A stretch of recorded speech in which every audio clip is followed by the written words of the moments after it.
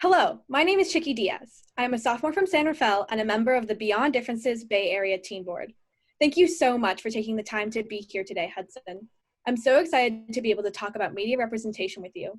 It is such an important topic for so many reasons. Not only does everyone deserve to see themselves reflected positively on screen and to have role models that look and live like them, but having diverse media is essential for building empathy and creating understanding among one another and in our communities.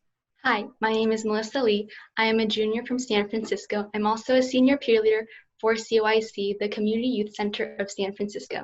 I am really thankful to be able to work with Beyond Differences on this amazing project and to be given the opportunity to discuss media representation with you all today. Growing up, I wasn't used to seeing someone that looked like me in mainstream media. Oftentimes when I did, they would be inaccurately portrayed and underrepresented. It is so refreshing to see movies and shows like Fresh Off the Boat to break the mold of Hollywood stereotypes. It is a real pleasure to see you, Hudson, and I look forward to hearing your thoughts. Yeah, I'm happy to be here. So to start things off, Hudson, we'd love to get to know you a bit more. Outside of acting, what are some things that you'd like people to recognize or know about you? I mean, if you're asking my hobbies, I'm a big chef, so I really love cooking. I learned from my grandmother, and I actually do have a restaurant on Pico Boulevard in Los Angeles. It's called Sorry Not Sorry, and it's really good. Also, I'm a martial artist. I'm a black belt in Taekwondo, and I am now following my path towards Muay Thai. And I'm a fisherman. I mean, there's. So you've been acting for some time now. How did you get involved in the entertainment industry? Okay, so basically, when I was living in New York, I had a lot of friends who were actors and in Broadway. And I think at one point, I just got excited by them. They're always so happy. They're always talking about how much fun it was. And so I told my dad one day, yo, I want to be an actor. Out of nowhere. I never talked about it before. And my dad was like, you know how hard it is, right? It's not a fun business. It's really difficult to get into, and I didn't really care. I was, at that point, 8 years old, and I just, wanted to try it. And so my dad, who was a writer at the time, introduced me to some of his friends who were like agents, directors, and they told me about this role called The Inevitable Defeat of Mr. and Pete. It's a movie that it was supposed to be pretty big, but ended up being like nothing. But yeah, so I auditioned for that, and then I got brought out to Los Angeles to do the final audition between me and one other person, and I didn't get it. It was a shame, but it was my first audition ever, and the only reason why I didn't get it was because I didn't have enough experience. So it was a shame, but they introduced me to my agents, and so after I got my agents, I was just able to continue doing auditions and continue acting until I got Fresh Off the Boat. Oh, that's really cool. I think it's amazing to be given that opportunity, and look where you are now. Yeah. Yeah, that's awesome to hear. As you've been growing up, what type of representation have you seen? Was there anyone who was a role model or inspiration to you as you entered the industry? I think it's really similar to Melissa, because when I was growing up, I didn't have representation. And if they were, it was the bad guy or the super villain, that's about it, or like the, best friend. So there's never really like a, male Asian model that I can like look up to, except for maybe like Jackie Chan and Bruce Lee. But at that time, when I was growing up, they were cool, but they weren't like super cool, right? They'd say Jackie Chan to make fun of you. They wouldn't say like, oh, you're so cool, you're like Jackie Chan. They'd say like, oh, hey, Jackie Chan, as in it's an insult. It's not. I didn't understand that as a kid because he's a kick-ass martial artist who would beat anybody up, honestly. But yeah, so he was really my only role model. He's why I started martial arts, but that was it. There's no one on TV. I had no reason to even want to be an actor. I didn't think Asians were cool that much because there's no one to look up to. And then after I got older, I started to see Asians in a different light, right? My dad was pretty cool, and he knew a lot of cool Asians, so I started to meet them. Like Jeremy Lin, he was one of my main inspirations at 9 years old. And then finally, once I got into the industry, I met Randall Park. And even today, I still consider him to be my biggest role model because not only is he the nicest guy you'll ever meet, he never gets mad. He's incredibly talented. He's just also just literally like a dad to me in some ways, my second father, because he treated me so well. And he's the person I want to be when I grow up. He's just, I don't know, he's a really cool guy. That's so nice to hear.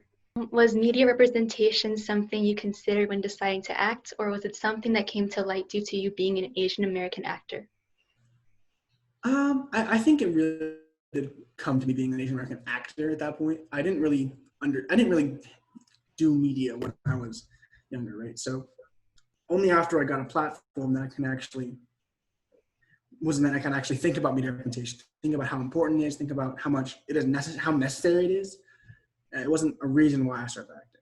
So Hudson, you starred in Fresh Off the Boat, a sitcom based off of the memoir of famous chef Eddie Huang, which takes a humorous look at the lives of immigrants in America. In the show, you played Eddie, who relocates with his family to suburban Orlando from the Chinatown section of Washington, D.C. As Eddie's dad pursues the American dream, Eddie and the rest of the family try to acclimate to their new, strange surroundings. This was so significant because it was the first network show with an Asian American cast since 1994, and it put a spotlight on Asian American immigration narratives. What does it mean to you to have played such a key role in such an iconic television series? I mean, it's an honor. When I first started, I never expected to get so far, and then I never expected to mean so much. A funny story, my dad, the first Asian American TV show with a full Asian American cast is All American Girl. And my dad was actually one of the critics who rated it badly. And so, the cast didn't like him and everyone was really mad at him. And so he always thought it was kind of like karma that his son was the one who started the next show 20 years later. And I thought it was like, oh, I'm holding up my dad's honor, right? And so besides just that, also, I never really understood how important it was until like 3 years into the show. I was a kid. I didn't know what was happening. I ran around eating food all day. And until someone actually came up to me and said, like, hey, Hudson, you're my role model. I'm so happy what you've done, everything like that. That's when I really realized, hey, I'm doing more than just being on a show. I'm actually, like, helping people just by acting and having fun on set. And that's when I started taking it more seriously. And, I mean, to me, it just means the world, because now that I know how important it is, it makes me want even more than just Fresh on the Boat. And it's been happening. I think that's really cool. It is rare to see like Asian American Pacific Islander lives accurately represented in the media. And when Fresh Off the Boat first came out, I was so excited to see Asian Americans articulating the same experiences I had growing up. There were so many scenes that I related to. For example, I remember being judged for bringing my culture's food to lunch, and I remember Eddie had the same experience. So I was wondering if you ever had the same experience that Eddie faced in your own life. To be fair, for the most part, most of the experiences that Eddie had, I was lucky enough not to have. I brought my food to school, and actually people enjoyed my food. They like wanted to try it, and they really liked the smell of it too, unexpectedly. But I have had situations where people treat me differently and badly because I'm Asian American. Like when I was on the bus, people would do the slant eyes and call me dumpling boy and stuff like that all the time. And at one point, when I was in middle school in New York, I actually got beat up because I was different. I looked different. I was Asian. A kid threw me off the playground, threw me off the slide, and like grabbed me by the collar and like held me there and said, you don't like deserve to be here. And it was messed up. And cause like, it wasn't like a white kid either. And I was just like surprised that we were both like, not, I don't know. It was weird. We were not super popular. So he just beat me up. It was really messed up. That is really messed up. And it's kind of disappointing how that kind of behavior is now really normalized. Yeah. And I can totally relate to that. Yeah. And it's not even just kids anymore. I mean, now adults are beating other people up because of their race, and it makes no sense. Yeah, I've noticed that a lot on media recently. Yeah, thank you for being vulnerable and sharing that, Hudson.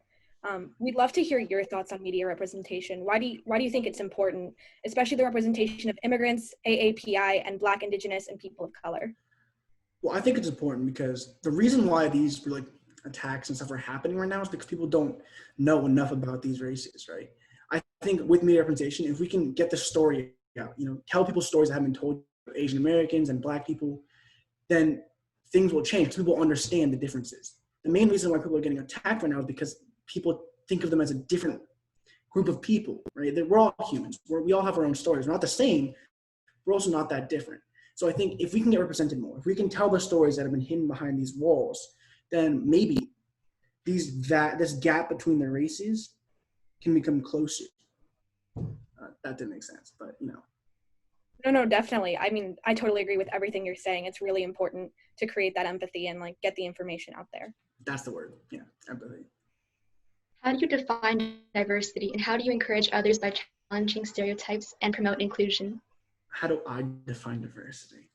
I mean, diversity isn't just having an Asian on TV or having one Black person on TV. And I think even though I do emphasize the fact that we need more Asian American faces on TV, I also would like to see more than just that. You know, I want an Indian face on TV. We had Christella for a while, and it was a great show, but then we got canceled, and then we lost to like the Hispanic faces on TV. And I think more than just having this fight for just Asian American representation, we just need inclusion.